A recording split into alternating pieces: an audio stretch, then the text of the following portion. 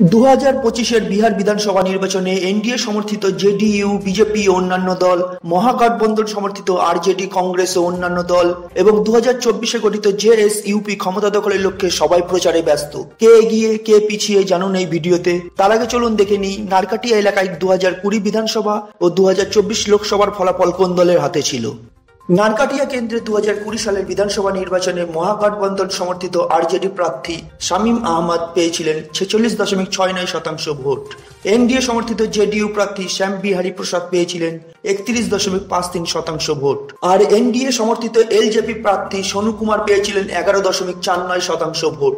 দেখা যাচ্ছে 2020 সালের নির্বাচনে নারকাটিয়া বিধানসভা কেন্দ্র থেকে বেশ কিছু ব্যবধানে জয়ী হন আরজেডি প্রার্থী শামীম আহমদ।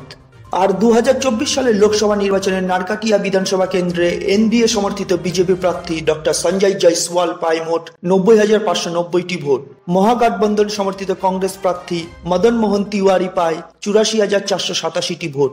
অন্যদিকে বিএসপি প্রার্থী উপেন্দ্র রাম পায় 2,197টি ভোট। ফলে বলা যায় নারকাটিয়া বিধানসভা কেন্দ্রে 2024 লোকসভা নির্বাচনে বিজেপির প্রার্থী ডক্টর সঞ্জয় জয়সওয়াল অল্প ব্যবধানে এগিয়ে রয়েছে।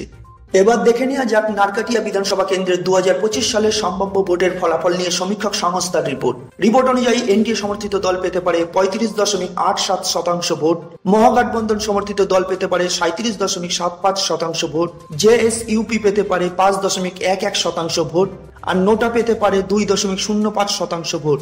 সেক্ষেত্রে এনডিএ ও মহাগঠবন্ধন সমর্থিত দলের ভোট কিছুটা বদলাতে পারে। যদিও সমীক্ষা অনুযায়ী 2025 সালের নারকাটিয়া বিধানসভা কেন্দ্রে সামান্য ব্যবধানে সম্ভাব্য জয়ী দল হতে পারে মহাগঠবন্ধন সমর্থিত দল।